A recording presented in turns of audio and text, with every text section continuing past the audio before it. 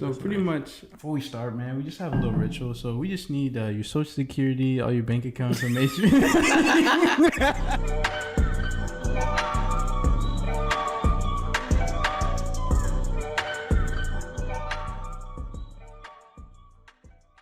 My boy's actually not here today for you guys.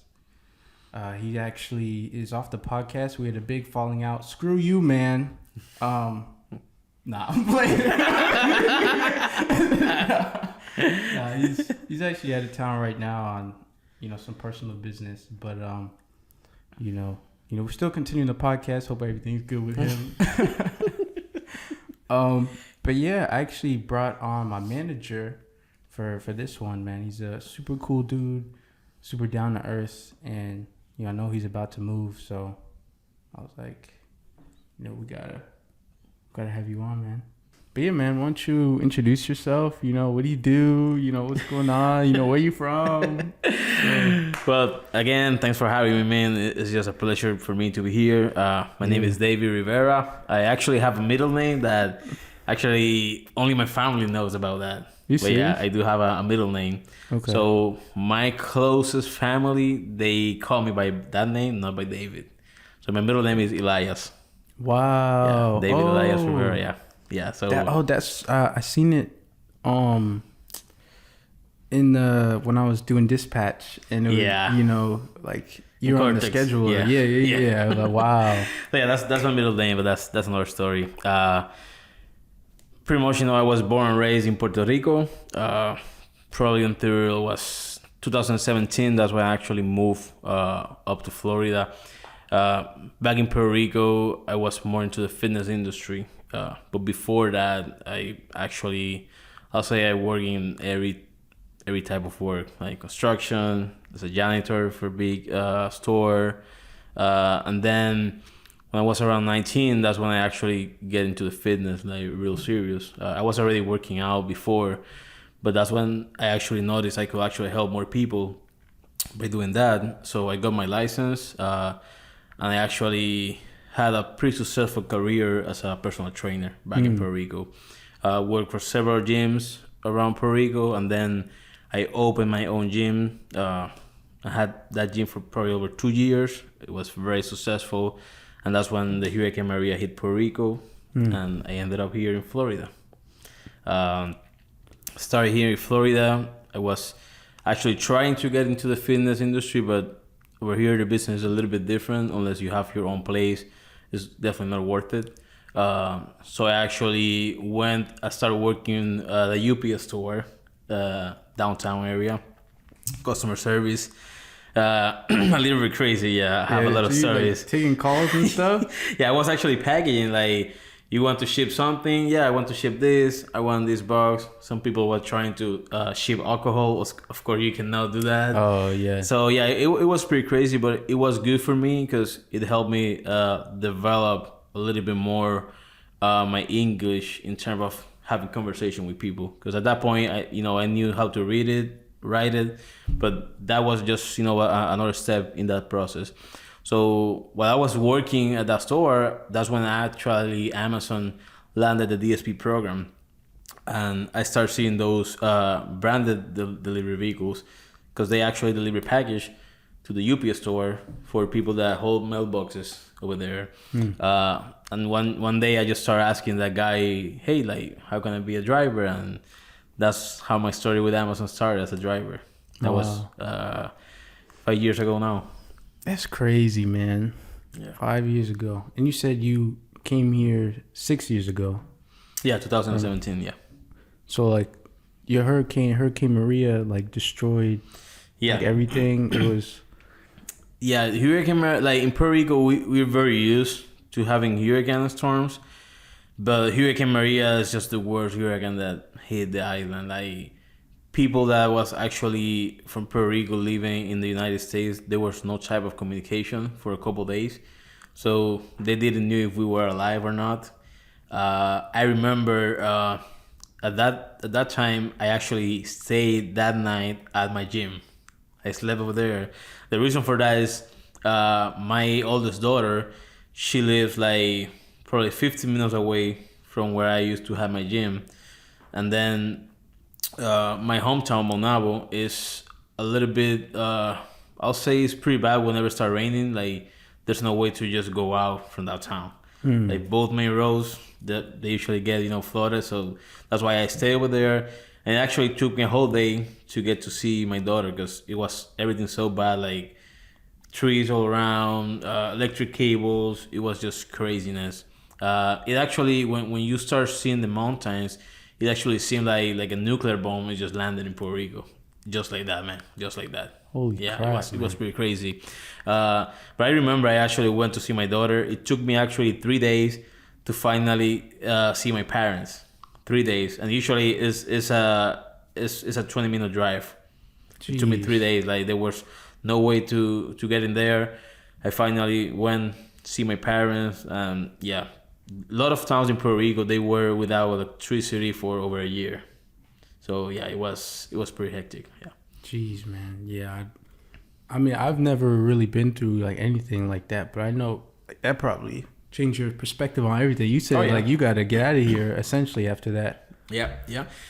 So for me, actually, it was. I'll say it was like a last minute decision because at that point, a couple of friends we already had booked some tickets to go to Horror Nights in Orlando.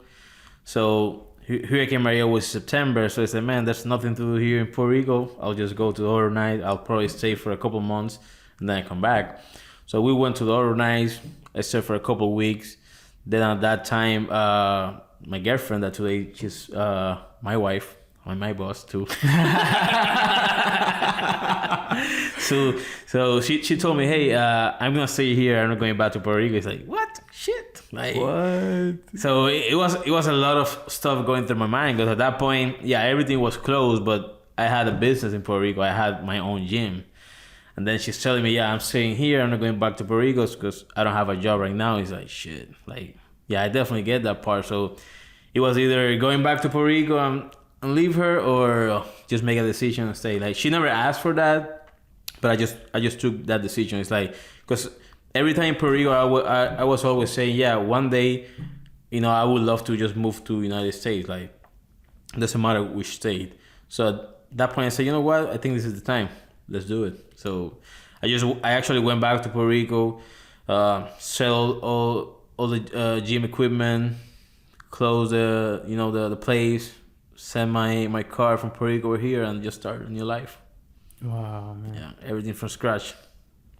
That's crazy, man. That's a crazy story. Like, man, going from you're in one place your whole life, the hurricane hits, and then you're like, all right, I'm gonna do this thing. And I guess your girlfriend kind of helped you because she was like, yo, I'm going, you can come or do whatever. Yeah, definitely. So she gave me the option, so it was up to me. It was my decision, and it was hard because my oldest daughter, she actually lives in Puerto Rico with her mom. She usually comes and stay with me during the summer and Christmas. Yeah. But it was definitely a hard decision. I had like I still have to this day a lot of connections in Puerto Rico. I used to compete in the powerlifting, CrossFit. I was very well known in the fitness industry. So for me, it was a little bit rough because right now, if I go to Puerto Rico and I need everything, like I need a doctor or a lawyer, whatever, I have friends just because of what I used to do back in Puerto Rico. So came over here, starting from scratch, it was just like a new adventure. But once you make a jump in life, you just get used to that. Like, it's possible. So before I opened my gym, I used to work for 2 separate gyms. And then one of them, that boss, he was a stupid guy. So he, so he actually started listening about clients that they were actually hiring me to do private personal training sessions. So I was making a lot of money on the side. So one day he just decided, you're a part-time, but now you're gonna rotate your shifts. Like one day you work AM, then the next day you're gonna work PM. It's like, that doesn't work for me because I used to work AM only, so I had a lot of clients on the evening. Yeah. So they put me in that situation. It's like, well, you gotta make a decision. So I remember to this day, it was hard, but it's like, you know what? I'm just gonna pursue my dream because I want to open my own gym. So I remember I just gathered all my uniforms, my badge from that place, came with my residential letter. Goodbye. That's it. Goodbye. Yeah. Yeah. I'm gone. Period. Like, you're not gonna hold me off. That's it. So, and at that point, I didn't have like any place or like anything. But that day, I had a friend in Puerto Rico that he owns a lot of places, and he heard about what happened to me, and he called me right away. He's like, "Yo, I have a place for you. I can rent that out to you. You can open your own stuff." He's like, "Well, let's go." And that's how I actually started. So when it came to that same situation again, to moving from Puerto Rico over here, again, like, I'm already used to take big jumps. Like, let's do it. Like, what can happen? Like, nothing. No. It's just like a new adventure. So when you make that decision, it's like, yeah, it can be a little bit scary because, of course, like, you don't know what's gonna happen. It can go bad, but you gotta trust yourself. That's it. So when it comes to that point, yeah, you can have fear because we're still human beings, but it's what you're gonna do when you face the fear. You're gonna just take a step back, or you're gonna keep going. So that's what I did. Wow.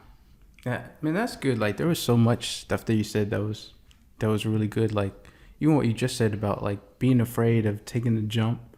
I know we've mentioned on the podcast before, is like a lot of people regret things that not usually that they did, but they didn't do.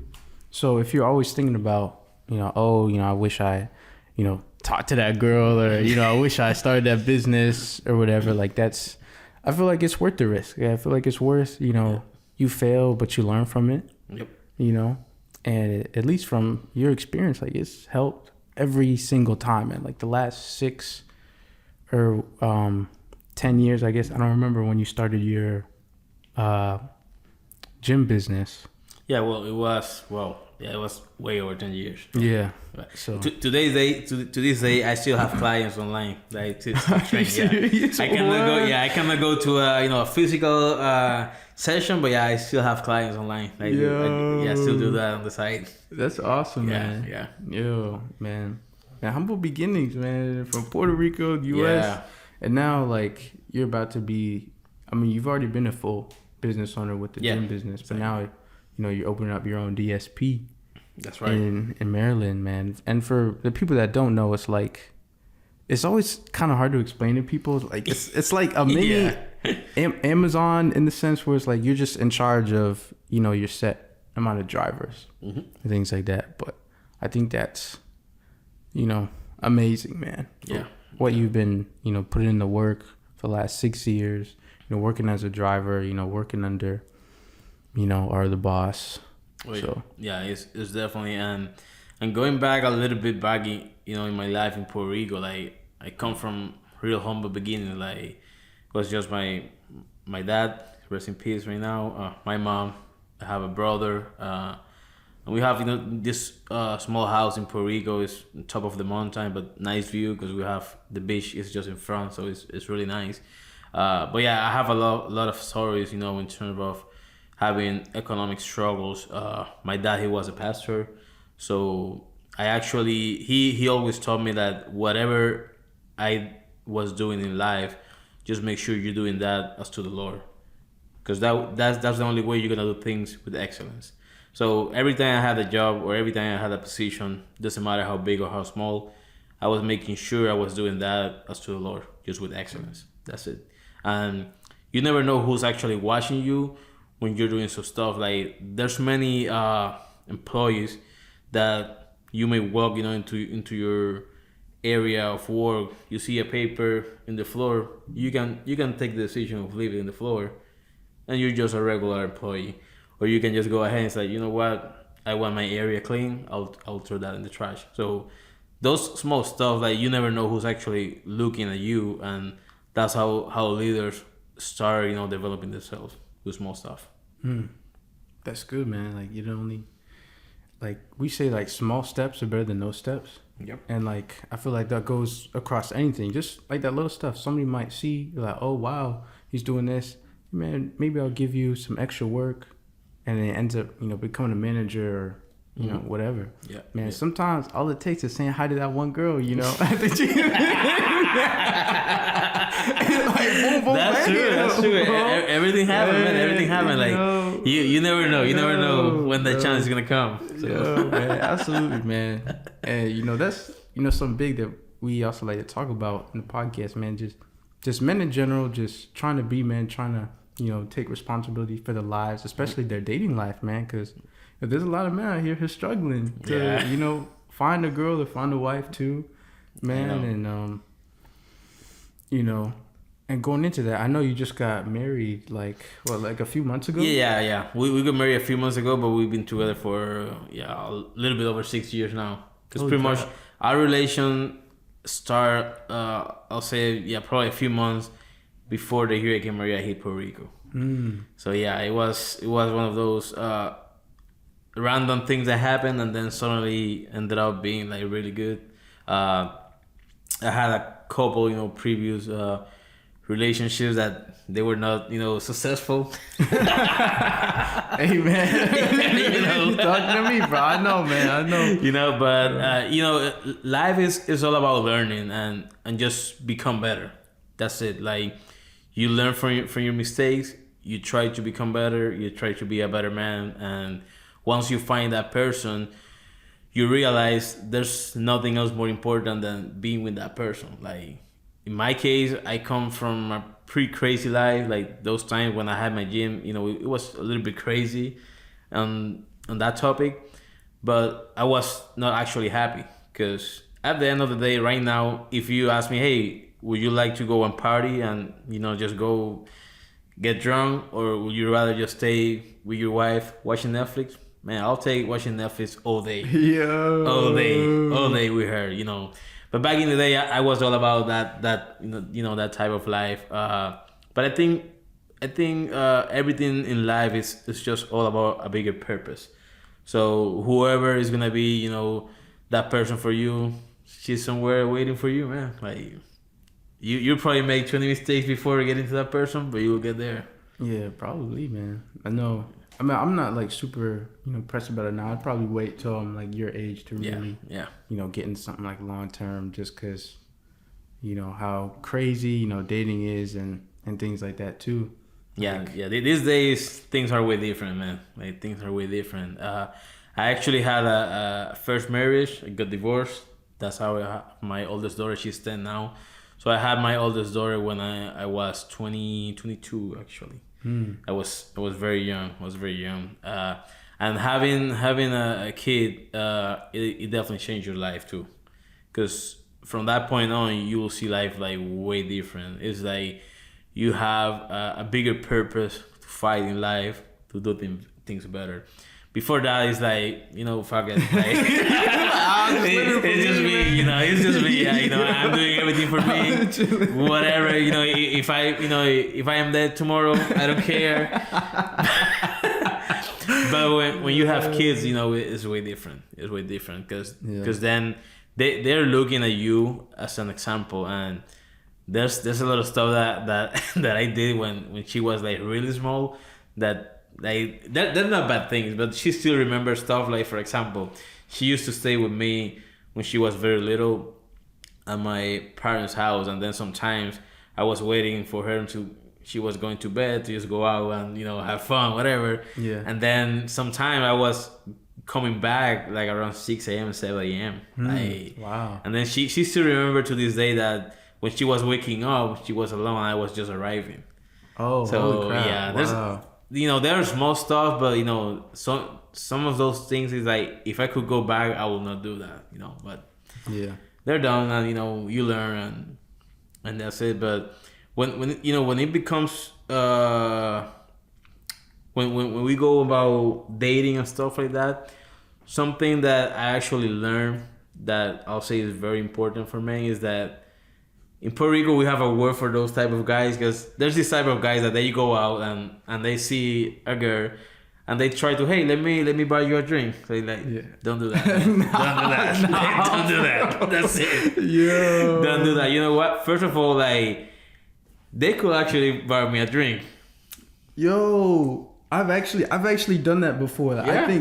I think that's like a good, like, I don't know if I say mentality or like move or whatever, because if you're already kind of saying, "Oh, let me do something for you," you know, you're like, "Wait, is she cool? Exactly. Like, is she, you know, is she, you know, positive? Is she whatever?" You just already, and most of the times they don't take that in a positive way, and that's the first reason. So I remember me going out by myself, and if I want to drink, I'll buy my drink. Like, if you're going by yourself, you want to drink, you can buy yourself. Like, we're not together yet. So. But then if we go out together, you know, it's a different story. Yeah. But, you know, like I said, I think men, they will also need to understand that they have value too. Like, of course, women, they have value, but you as a man, you have value too. Like, and that's some stuff that many times I see, and then sometimes those guys, if they do that and they don't receive a positive response, then they have a sad night. They just spend maybe $20 and then. You know what a simp is? No. You don't know what a simp is? No. No way. What's that? It's like guys who do stuff like that, like guys who go over the top for like a woman, especially that they just met, like they propose like on the first few dates. Okay, yeah, we have another word for that in Puerto Rico, but yeah, I know what it is. What's the word in Puerto Rico? But we got actually two, so we split that in stages. So you can be baboso if you're trying to just buy a drink to someone that you don't know because you're trying to get something else. So at that step, you're baboso. That's the word. Yeah. Now, if you start knowing that girl, even that she doesn't have any type of interest in you, but you keep doing extra stuff like trying to push it, then you become a pendejo.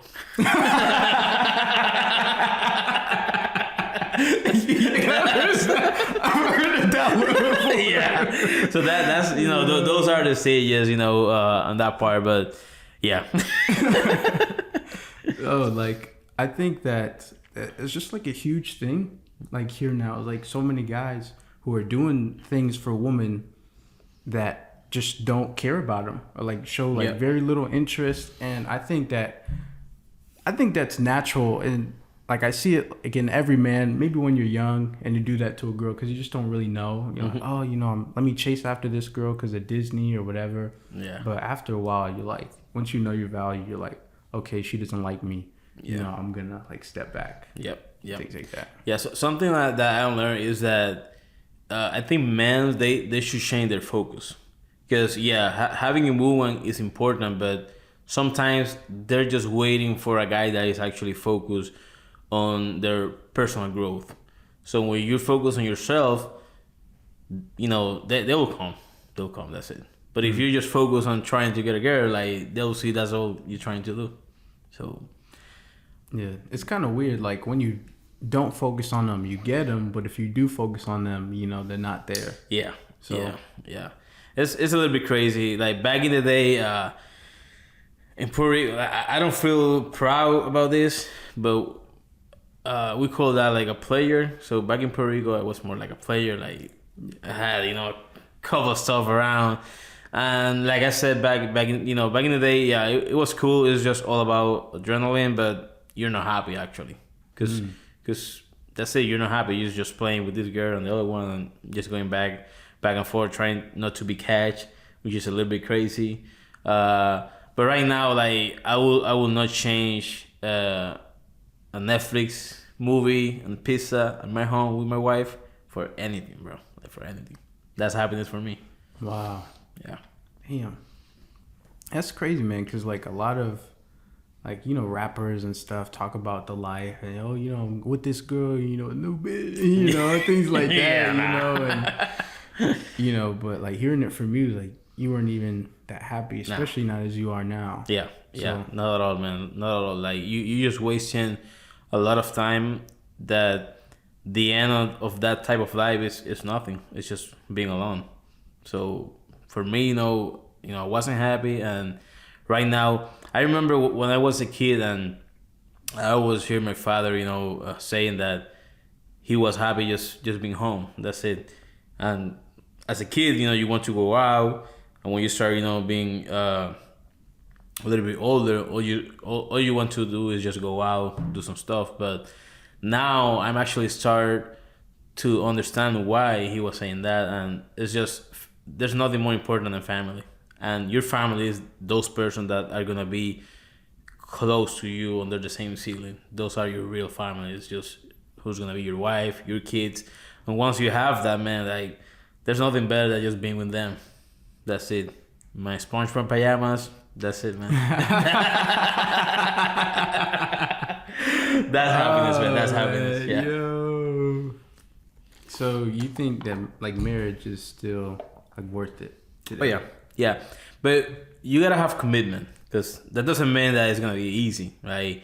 Yeah, well, like once you have this thing on your hand, yeah. Sometimes there can be women that they want to go over this, Yeah. But you gotta be serious when you take that decision. But yeah, I definitely think it's worth it to have that commitment to a person, and just to say to that person, hey, I'm gonna be with you for the rest of your life and for the rest of mine too. So Yeah.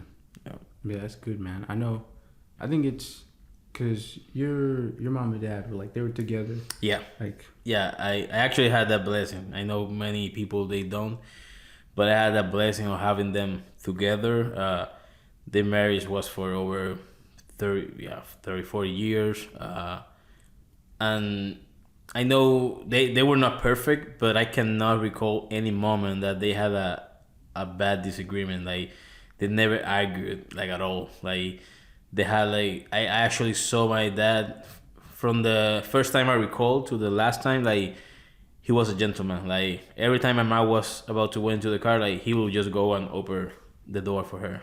Like those type of small stuff. Like he was consistent and all that. Like bringing flowers, telling her, hey, I love you, and sometimes to this day I see men that maybe they're married or they're in a relationship, but they lose that part of being actually a real gentleman, and that's really really important.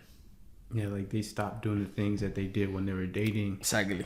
And Exactly. that's a huge thing too. Is like guys get comfortable in the relationship. Well, I got my woman. I get a little something every now and then. She ain't going nowhere, and sometimes that can actually cause like divorces and arguments and stuff like that. So, when you're telling me like, oh, you still want to put on perfume, even if you're not trying to like attract, nobody, like you still like taking care of yourself. Yep. Like regardless. Yeah, that's true, and that's another real important point for me. Like that's why to this day I'm still all about being healthy and all about the fitness part. Like if you don't take care of yourself and you don't love yourself, how you can love another person? Like you're not taking care of yourself. You're not helping you. Like you're just trying to just eat McDonald's, and all that junk food, and then you're trying to tell another person that you love them. Like no. You gotta start loving yourself first, taking care of yourself before you can do that to another person. Yeah, that's good, man. Like, going back to my days with Amazon, so 2017, that's when actually Amazon landed the DSP program. I started, like I said, I started watching those drivers. I finally got a link to apply, and I started as a delivery associate. I started delivering package for Amazon. And my first DSP, I met the current owner of my current DSP, Nick. That's where I met Nick at first. So he saw me as a driver. And something that I actually knew probably a year ago is that the reason that he believed in me and he started promoting me and then asked me to be the operations manager for his DSP is that he saw how I was always willing to help others to get better. Just by myself, not because they were offering me to pay me more or whatever. I wanted to help others become better.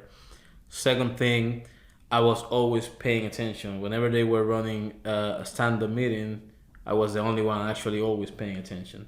So, and that's what I was saying, like, you never know who's actually looking, because those small stuff that for me are normal, because it's just the way I am, there were some stuff that impressed him and say, hey, this guy is a leader. So they promote me as a dispatcher at that time. But then, I received a better offer from another DSP, so I actually moved to another DSP at the same station. At that point, he actually applied to become a DSP owner. And a year after, he received news that yeah, you got approved, and right away he called me and said, hey, I'm about to become a DSP owner, and I want you to be the operations manager of my DSP. And that's how I started with Home Safe Logistics.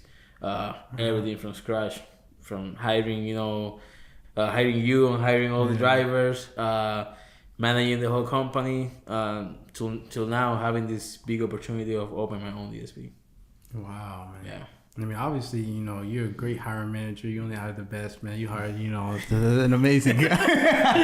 absolutely. No, Hey, no, and actually, I'm amazed of how you develop yourself, because I remember when I actually pushed you to be a dispatcher, you were just, no, man, I'm a little bit shy. It's like, no, you got this, and I can see that difference in you. So, thank you, man. Yeah, But it's crazy because I've had a lot of jobs, man. I was worked at Target before this one. I was a valet driver. I worked pretty much as a janitor for a hospital, and it wasn't until this job where I really felt confident about myself. Was oh, I can actually do something like this, even though people just think, oh, you just deliver packages or whatever. But I don't know, something about this job really, I don't know, just I could believe in myself. Okay, I'm actually good at something. And I'm surrounded by people that actually believe in me and are positive. I remember after Target, I was praying for a job that actually empowered me. People that were positive, that said really nice things and kind things. I remember going to the stand up, and Nick, he'd be doing his thing and just saying all this positive stuff. I was like, yo, this is for real, bro. That's so cool, man, to be at a job and there's no drama. Oh, that's Nathaniel. He's da da da da. Nothing like that. Everybody so chill. Yeah. And even if there is drama, those people usually leave or they're gone. Yeah, absolutely. Yeah, they leave, and the reason they leave is because we as managers and he as an owner, we don't pay attention to drama, because that's all. Drama is just drama. That doesn't push you forward, push you back, and I don't need anything that will push me back. That's it. So, but yeah, for me, it's just when you become a leader, it's all about helping others become the better version of themselves. That's it. And right now, as a manager, that's pretty much what I've been doing. And now becoming an owner, I will definitely keep doing that. It's a way to pay a little bit back, to other people that maybe one day they can actually, make it the same way, as I did. Something that I learned when I was competing in the powerlifting is that when you prepare for a meet, a powerlifting competition, it just depends, if you're doing the whole true lift or you're just doing a push and pull, that's bench press and deadlift, for example.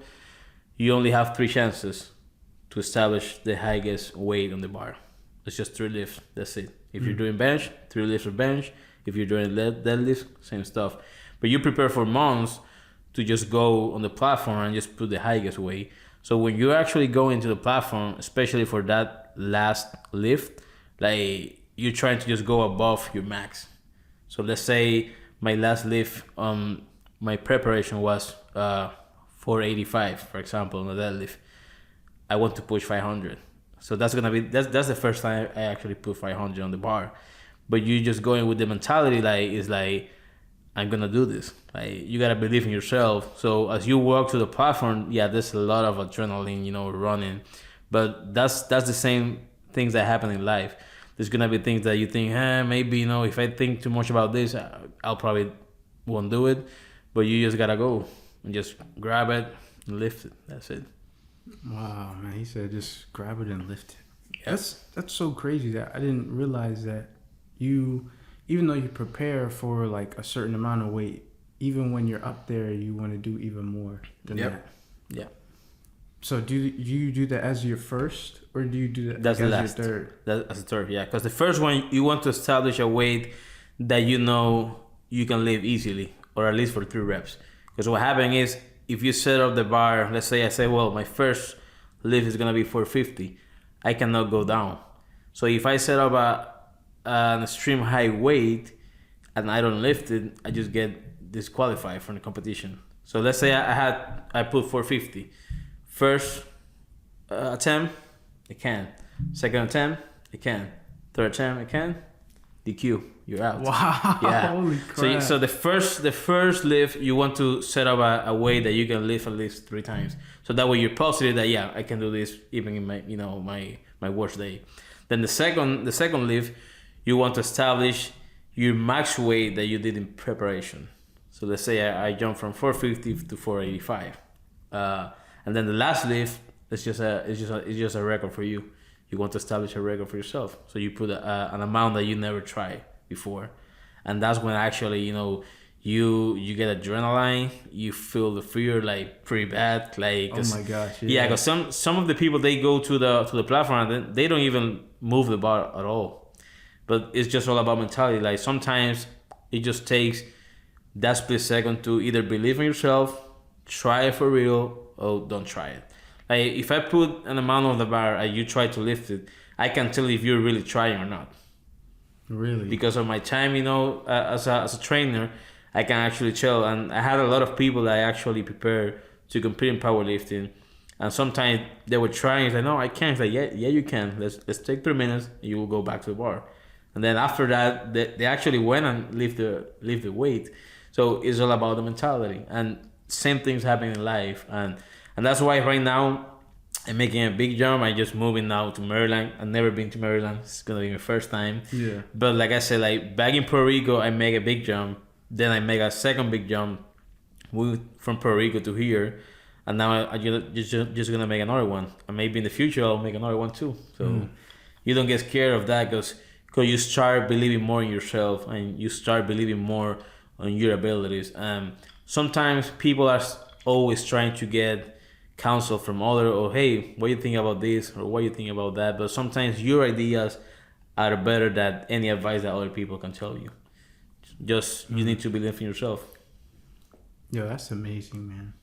I think that's actually something that I've struggled with. Like, even if you do get advice from other people, like you kind of know what you need to do. Exactly. Sometimes you just want that confirmation. To say like, hey, is this something I should do? Or, But like there are some things where it's like people might tell you, oh no, you can't do this, man. What are you doing, man? You need to stay in Puerto Rico. You're crazy. Moving to Maryland? Nah, bro, you're right here. Stay comfortable, man. At home safe.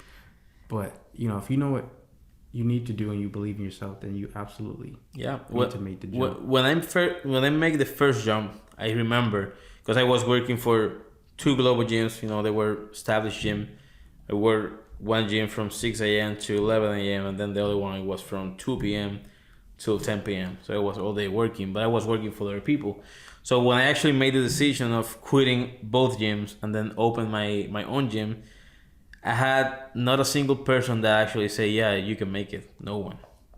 Nobody. Everyone say me, yeah, like personal trainer, nah, you're not gonna make it. You cannot make a living out of that. Like nobody. Oh my gosh, man. And I actually opened my gym in a place in a town called Guayama. And it was the first gym only focused on personal training sessions. So it was different. It was not just a regular gym. It was just strictly for personal training sessions, but it was the most successful. I was making 8K, 10K a month just by myself. Man. On a place that nobody actually believed in me, like not a single one, like not even family. And that's why, I started knowing that if you believe in yourself and you can make it, don't start asking questions. Just go for it. That's it. Don't ask nobody, man. Don't ask nobody. That's it. Just go for it. Just go for it. Because those people, they'll believe in you once they see that you make it. That's when they say, whoa, yeah, you have a gym. Yeah, he's my friend now. Like, come on, fuck it. You didn't believe in me. You took a lot of shit, but it's just part of the game. And that's how you actually, you learn a little bit more that you gotta close your circle. Like, who's the people that gets around you? Like, it gotta be the same as you. If not, it can be close. That's it. Like, you need to start getting rid of those people, because they don't bring anything positive to your life. And all I need right now is just people that are way ahead of me. It's like, yeah, I want to be like that guy. That's it. I don't want people from from the bottom. Yeah, I can help people from the bottom, but you need to have the right mentality, and the only way you can be closer is because you want to go up. But if you want to try to bring me down, nah, you're not gonna be close. That's it. So you're saying like you can still like talk to them, maybe hang out with them every now and then, but not like on a daily, weekly, monthly. No, correct. Yeah. Okay. Yeah. We can talk once in a while, and can help you out. If I can. And if you have, the right mentality and I can actually see that in you, yeah, I can help you out. But if you, like, I went to Puerto Rico a couple months ago and I saw people from my age just doing the same shit they were doing when I left Puerto Rico. Really? Same shit. Just worry.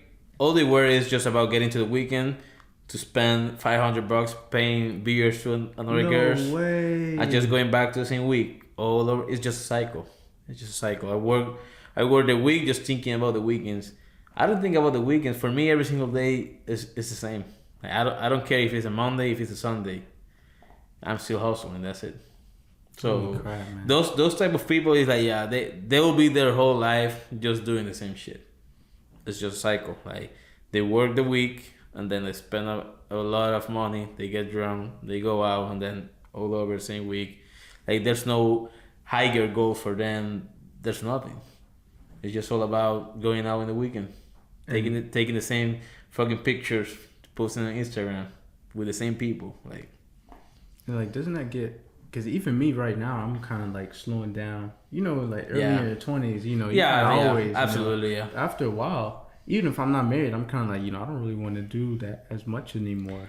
I know people in their 40s just doing the same shit, man. No way. Yeah. Like I feel like. Yeah.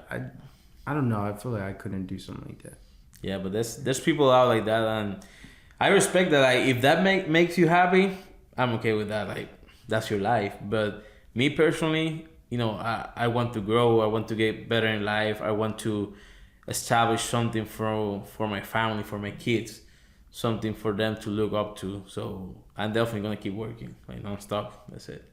Yeah, man. I feel like that's always something I've respected about you too, man. Like no matter what, like I honestly don't understand how you could do even home safe because you work like every single day pretty much. Like, yeah. I'm much. Like, yo. Yeah, pretty much. Yeah, it was every single day. But all that prepared me to what I'm about to do. So, and that's why when you take a position, it doesn't matter where you're at. Like I said at the beginning, you gotta do it with excellence. That's it. Because your work ethic is what's gonna actually talk about you without you saying any type of word. So that's very, very important. So when I took the responsibility of being the manager for Home Safe Logistics, I established a high standard. And even that I put that bar like really high, I was always trying to go higher, always trying to do better. So even when I had certain processes in place, like how can we do things better? How can we do things smoother? So yeah, it was definitely nonstop. But at the same time, it was just a process that I was working on myself as well, just developing myself, getting better, and now I'm just ready for the next step, man. Man, I already know it's not gonna be the same without you, man. Like I'll be like, yo, I know, obviously, I know, our boss will do like a great job and stuff, but man, without David, bro. Here's my resignation, man. I know, man. It's just life. But like I say, if you move to Maryland, just let me know. Yo, I feel like God would really have to tell me, this. Yeah. But now that you mentioned that's something interesting. So, like I said, I come from a Christian family, and there's people that they will not do anything if God doesn't tell my you. God. You want an apple or orange? Let me wait. Like, let me wait. Which one move first? Like, no, like, yeah, I do believe in God. I really believe in God. I have a lot of stories. That's another part of my life. I was actually an associate pastor back in my 20s. Are you serious? Yeah, but that's another big, huge story. But I do believe that there are a lot of decisions that you as a human being you gotta take, and on your way, God is gonna bless those decisions. But if you wait for God to tell you, nothing's gonna happen.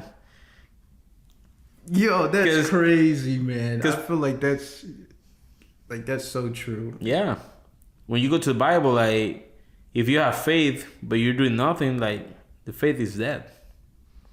So you gotta do something. Like, you gotta move, and on the way, God is gonna bless those decisions. I know there's a guy. I can't, like, I haven't read the Bible in a while, so of course I'm not gonna know the name. I think was Joseph. No, it was the guy that was with Moses. What was the name? Oh, was it Joshua? Joshua. Okay, so yeah, in Spanish we call it Josué, so it's different. Sorry. Okay. So Joshua, God told him, like, hey, every place that you put your feet on is gonna be yours. Like, I'm gonna get you all those land. That's on the Bible, but it was needed an action from him first.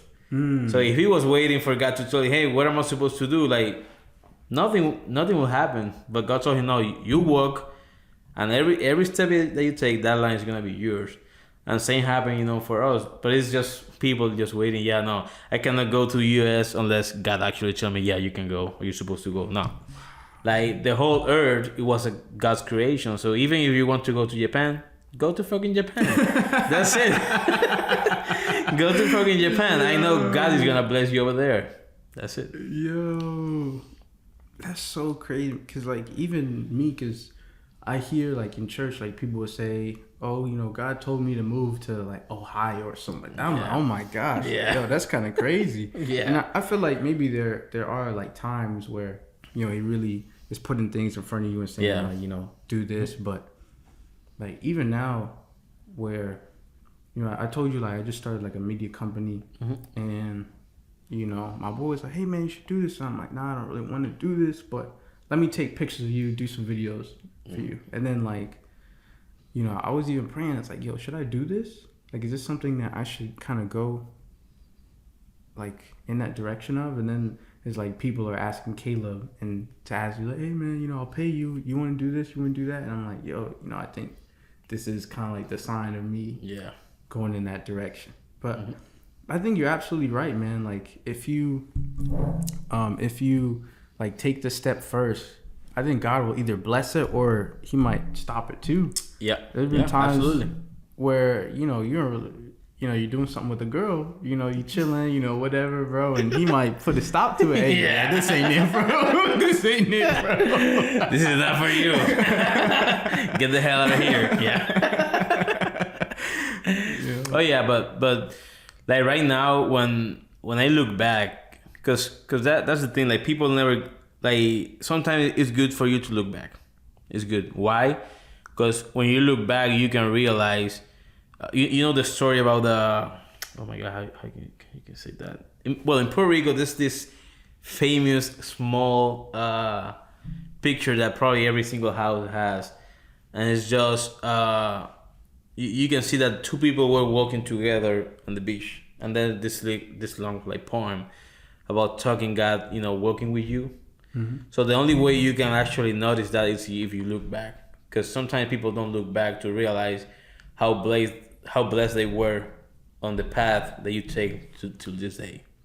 Wow. So for me, when I look back, it's like there's many things that happened in my past that at that point I couldn't understand, and I cried, I suffered, I had like really really dark moments. But when I look back, I can definitely see God guiding me through all these steps till this day. I probably never received, an orange moving or, like bright lights, stuff like that. So, but every time I was about to take a decision, I would pray, guys, like, yo, just direct me. Just, if you still hear me, just please, just give me, the right words, the right decisions, whatever. So till this day, when I look back, I can definitely see that, and I can even see people that maybe they tried to do something bad against me, but when you see everything as a whole, you can see that even those people, they were part of God's plan. Wow. even the people you're saying that like try to like hurt you. Yeah, or- yeah, Hmm. yeah. And you can see all those people in a way different way. So you're saying like the only time you should look back is if essentially you're just trying to be grateful for the things that you've Yeah. been through, not necessarily, oh man, I wish I was, 18 again. And Yep. Correct. Yeah. yeah, that's true, man. There's, I mean, I guess everybody does have some regrets, but for the most part, like if you look back at the past and you're like, I'm grateful for, this, that, and the third. Like I'm grateful that, none of my relationships worked out. Like even though it was hard, it was hard at the time, man. Yeah. I saw you crying and stuff. All right, nah. That did not happen, bro. Nah, man. Nah, man. I haven't cried about a girl in like years, man. That's Years, good. That's man. good. That's good.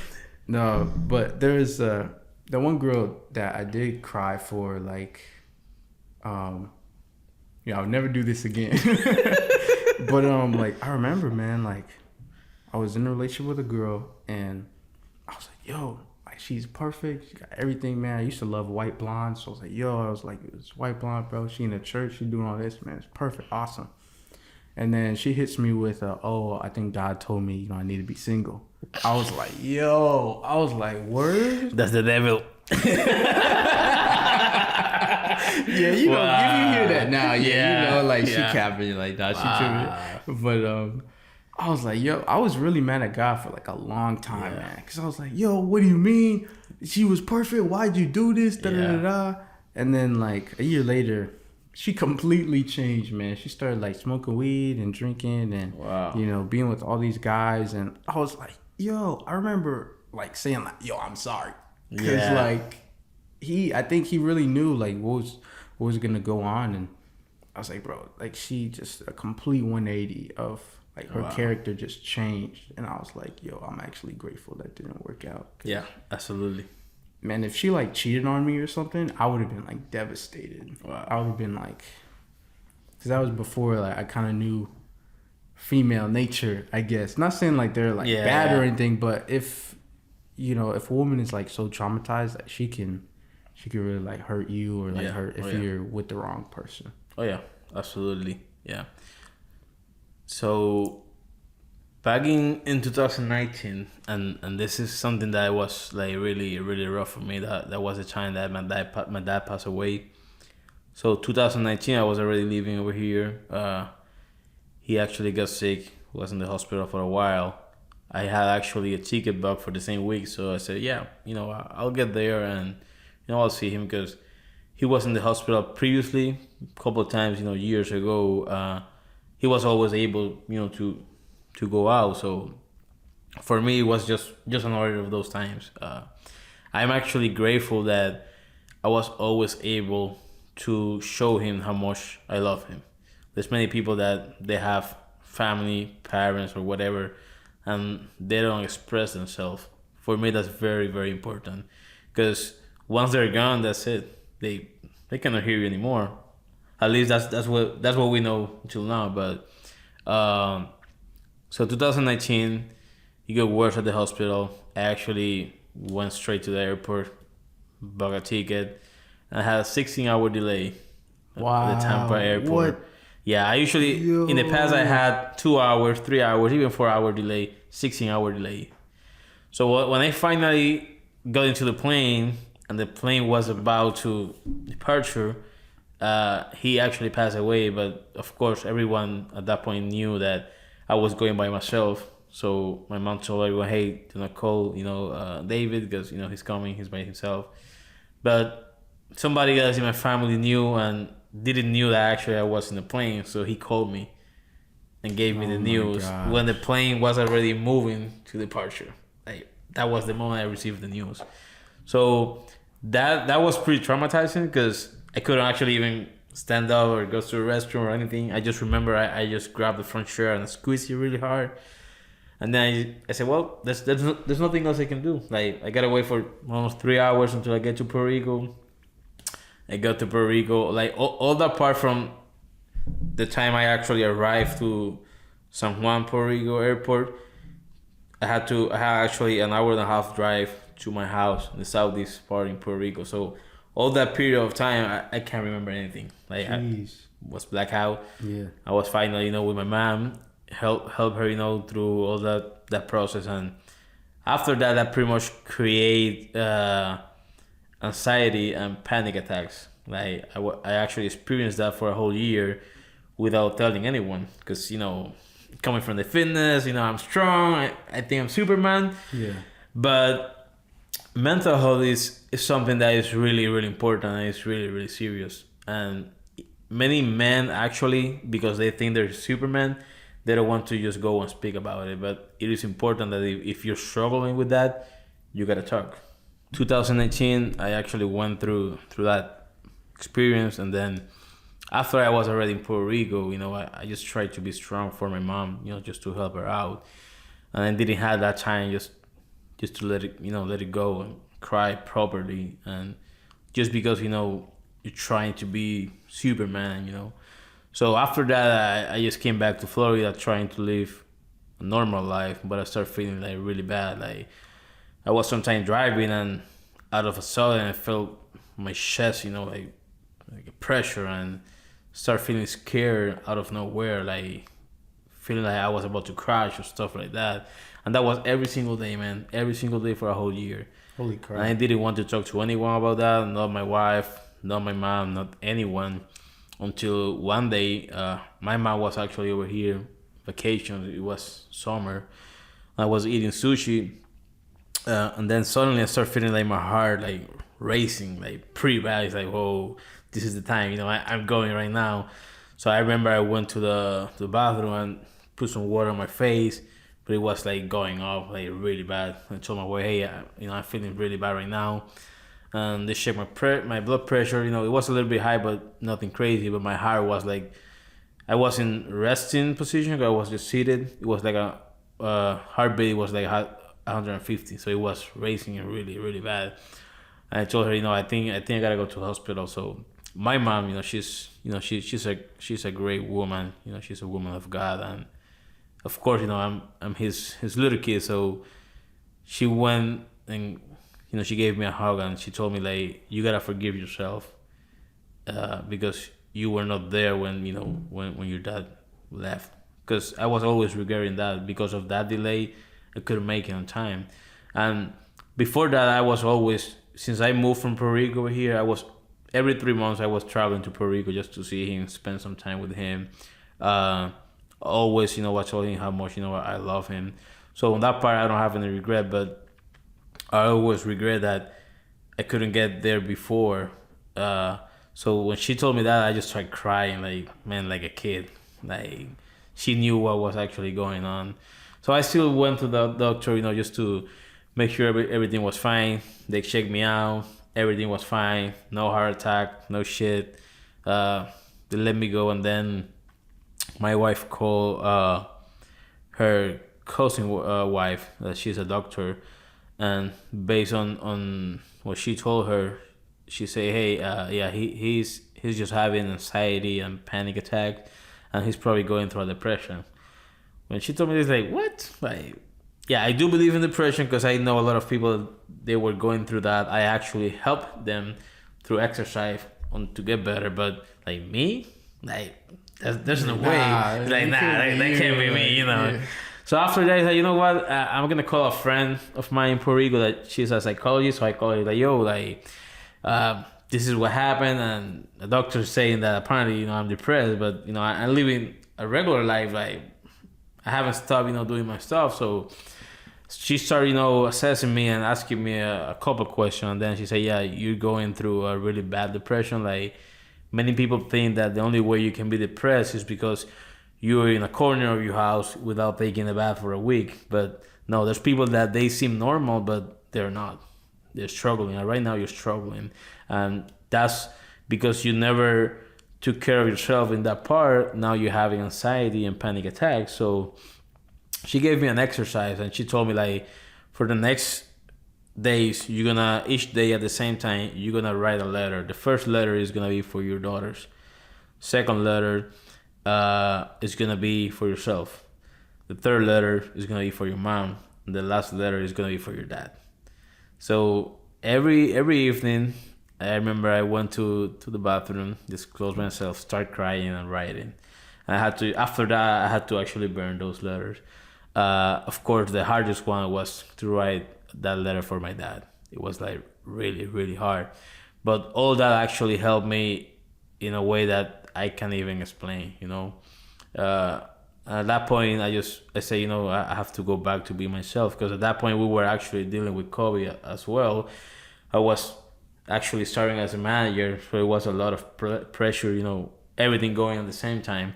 So I actually stopped doing exercise the previous year, so I actually started going back, doing exercise, running. Uh, but I actually helped myself because I was not sleeping at all. I had to actually stay up until 3, 4 a.m. because if I went to bed earlier, I felt that pressure, like I was gonna die. Like it was pretty scary. So I just got used to went to bed like 3 a.m., 4 a.m. just because I couldn't actually, get my sleep. So I started taking melatonin, drinking wine to get some sleep, like many other natural stuff. But right now, it was a long process. Those were like really dark days, and that's why I tell many people, first of all, if you have your parents or if you have someone that you truly love, make sure you express yourself, because you never know when they're gonna leave this world. Like we don't know. Right now we're here talking. Like maybe I'll fall from this chair and then stuff like that.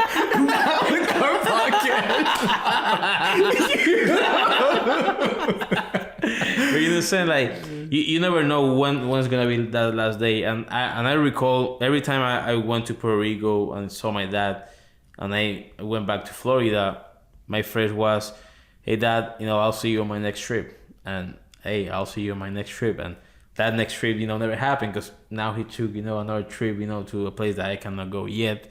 But yeah, if you have someone that you love, make sure every single day you let them know that you love them, how important they are, how they have impacted your life, and just express yourself. Like, especially men's, like the way they maybe they grow, they don't like to express themselves. But then when those people are not here anymore, they regret that they never expressed that. So it's very important, for everyone. If you have kids, if you have a friend, a brother, whatever, someone that you actually care about it, just let them know how much you love them.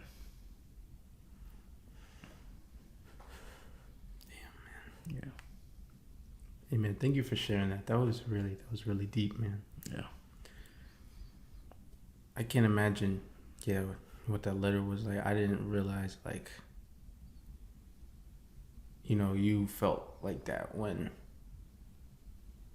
your dad passed away, because, truly there was nothing that you could have done. But I know sometimes you still feel a certain way too. Yeah. Like, because, like, 16 hours is just ridiculous. Like, that's just so crazy, man. But Yeah, it was insane. And to this day, because at first I was really mad at God, because like I could actually be there before he passed away, at least those last hours. Like, why? But sometimes, like, you probably never get a response for God. Like, He knows everything, so you just gotta accept the way things are. And by having that experience, it actually helped me help others that are actually struggling with anxiety and depression and stuff like that. Even people that they were close to me, but they never talk about it. But now, because I'm going through that, I don't mind expressing, and let everyone knows that I had a period that was very dark in my life, and I had anxiety and I had depression. I was experiencing those attacks. So because I was freely speaking about that, they were able to open to me, and they were closest friend. I didn't knew they were actually struggling with that, but now because of that, I've been able to help them in a different way. So I think, like I said, everything in life is all about a bigger purpose, even when we can understand it. yeah, I know when you opened up about it to me like maybe like last year, and I was like, "Yo, what?" I was like, "Yo, David, Yeah. nah." Yeah. You know. But like, Yeah. I think that was super cool because then I could tell you, like, yeah, I've actually like dealt with the same thing, Yeah, because that's yeah. like, it's definitely not fun. And there was a point to me like a couple years ago where like I just hated feeling it so much that even when I would go out, I would drink some like Yeah. alcohol. Yeah. Like like it got so bad once. Like I went to church, and I like drank wine before I went just because I didn't want to feel that. And that was definitely like the lowest. Because that's pretty crazy. That's pretty crazy. Yeah, But that, yeah. but that's the show. Like that's Yeah. how dark it got, because I was like, yo, I hate feeling like this all the time. Yeah. In my case, I actually stopped going out, like even to Walmart or any place, just because I was feeling a little bit safer when I was home. But every time I was going out, I still feeling that pressure and feeling my head a little bit dizzy, and thinking, yeah, I'll probably die right now and stuff like that. Because the mind is so powerful, but in good ways and bad ways, that actually makes you believe that something is wrong when actually nothing is wrong. So yeah, those were like really, really dark days. But like I said, I think everything happened, with a purpose, and that just make you stronger and teach you things that, in my case personally, like now I can understand those people, and I can actually relate to them when someone say, yeah, I'm going through depression right now, and I'm having anxiety, but I'm having panic attacks. Now I know what it is.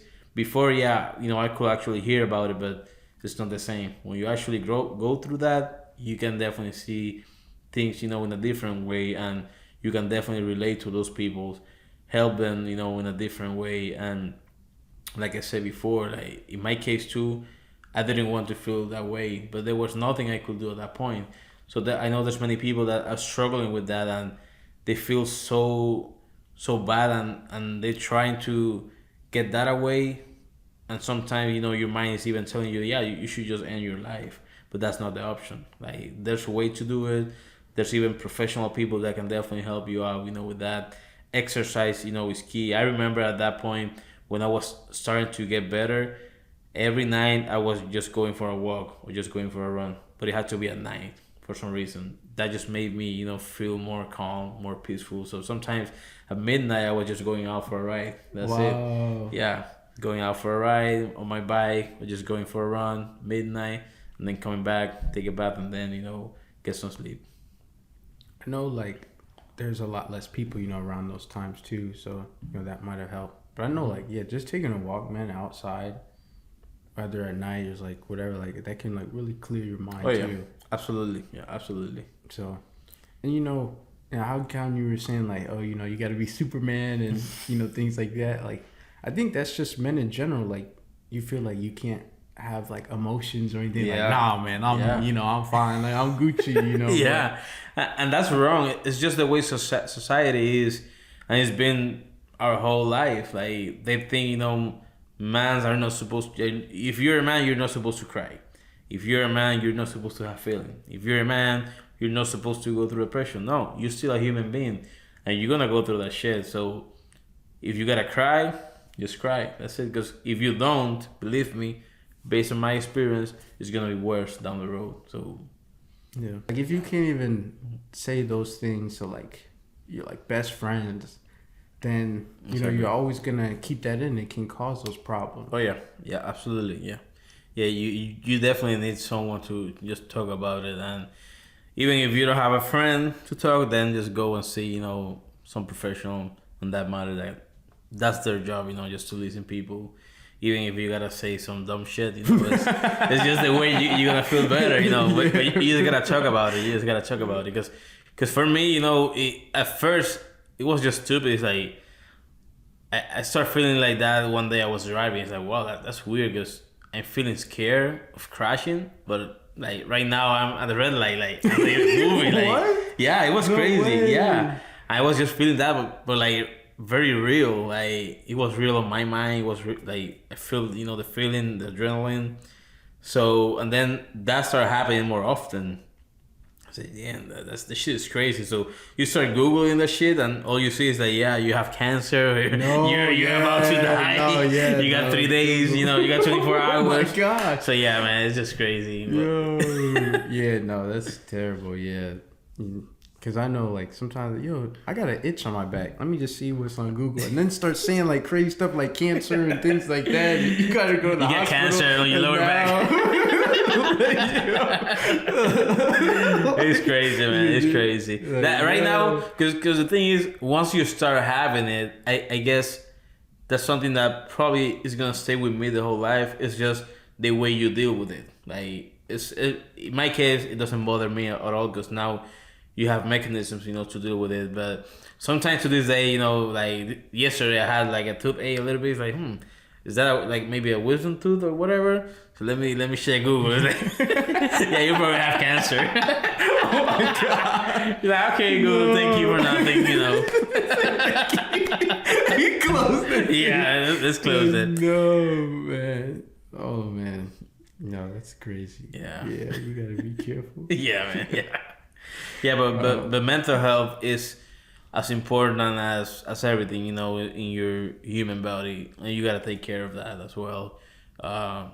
These days, many people even struggle, with getting proper good amount of sleep, and that's something that is really important as well. So, I think everyone should be taking care of themselves. Very, very important. It's very, very important. You cannot be successful, if you're not healthy. Yeah, that's it. And even if you are like making millions and stuff like that, like sometimes things happen, and it's like with Steve Jobs, man. This man had one of the richest men in the world, and then cancer actually came and like took his life. So you never know. Oh yeah. So we usually like to end with like a question. Okay. But like, let's say there's maybe like a young man struggling out there. It could be any area of his life, financial, his health. Whatever it is, what would be your like final words of wisdom, like final advice, just for life in general? Well, there's a quote that I love. It's actually from a movie, but it actually came from Latin. But there's this movie. It's called The Mechanic.